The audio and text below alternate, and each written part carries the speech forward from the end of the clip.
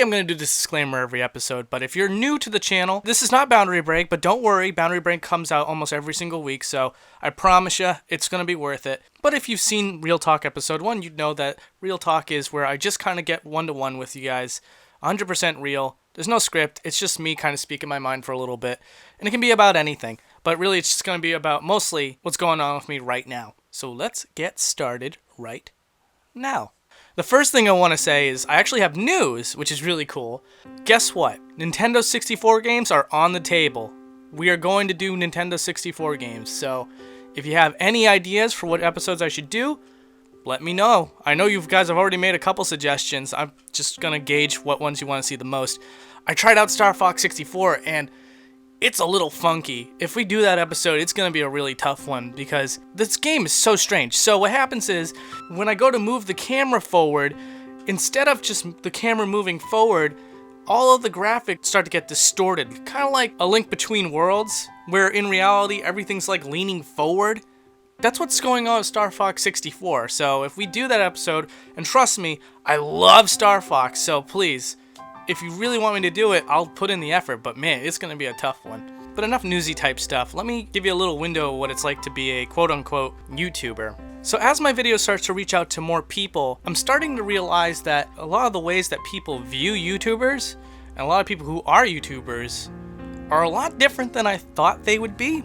It's very interesting. So my perspective of making videos for YouTube is what I imagine James Rolfe was like when he first started doing the Angry Video Game Nerd.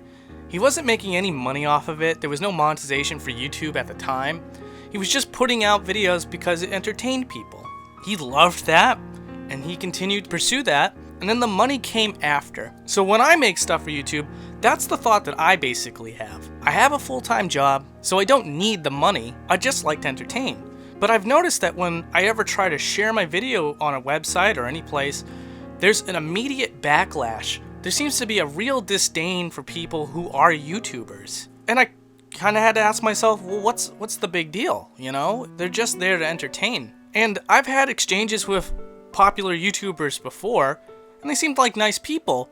And so when I finally had something worthwhile to share, I asked, I'm like, hey, do you mind, letting people know about my channel? And it was either one or two responses. It was either, I can't, or how much are you willing to pay me?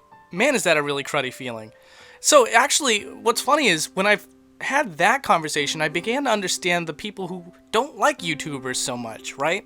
It's because we're in an environment now where it's very possible to make a lot of money off of YouTube. And I think there's just some people that resent that idea. Or some people that feel like, sure, you can make that amount of money, but you gotta be worth it. Well, I just want to go on record right now that yes, my videos are monetized. I'm willing to show you exactly how much money I'm making, and this is how much I've made. And I'm gonna be honest with you, I'm not trying to sound like a mean guy or anything, but I don't need 12 bucks. If you guys want it, I could give it away. But it's a real shame, and I'm not gonna name any specific websites. But if I was doing this series with just raw video, no voice dialogue or anything like that, there's a good solid chance that some of these videos probably would have gotten put on other websites. But because it comes with a face and a voice, suddenly the people who are already at the top have a very different perspective of someone like me. Now, this isn't sour grapes, I promise you that. I've said it once before and I'll say it again. If you guys, the ones that are watching my video right now, are the only people I ever get to entertain, I'll be entirely satisfied with that. And just as important is getting all this content out on the internet so that anyone who just wants to see the content itself are able to. But with everything that I just said, I have another promise to make to all of you. If I ever have an avenue in which to speak to an enormous amount of people, every Boundary Break episode is going to have a little guy YouTube channel that I'm going to want to bring up. I already have a whole bunch on my mind right already, and you know what? I'm going to mention these people again if I ever have a chance to, because right now, again, I'm small, so it's like, it would be great if you guys checked them out. But it's like, right now I'm just a little guy helping the little guy. So it's not too big of a deal. But yeah, sure, anyway. So if you want to know what YouTubers I particularly like that have under 10,000 subscribers, that would be ThePunkrockergamer, who is a Spanish-speaking YouTuber. If you can't speak Spanish, he's planning on making English videos in the future, so, I'd subscribe to him anyway just to wait on that. One in particular that I really liked was this guy named GCPositive. And I'll be entirely honest, and maybe he won't like hearing this if he ever finds out that I gave him this endorsement, but he's a lot like Pro Jared. But I'm gonna be honest, is that really a bad thing? If you like Pro Jared, you kind of have an alternative to Pro Jared. And I endorse that. I think he puts a lot of work into his videos, and personally I find him very entertaining. And another one is Stephen Morris. He does amazing video game covers. It's incredibly good. If you're a fan of Earthbound, he's almost got you covered on all the important tracks. And it's criminal how many subscribers he has. It's ridiculous. This man is incredibly talented. So I'm gonna link you to all of those. But yeah, so that's the only point I wanted to make. So my final thoughts. I've learned a lot about YouTube's ins and outs in this 1 month than I had in 3 years. It's incredible. Do I like everything that I learned? Not really. But has it ruined my perception of being a YouTuber altogether?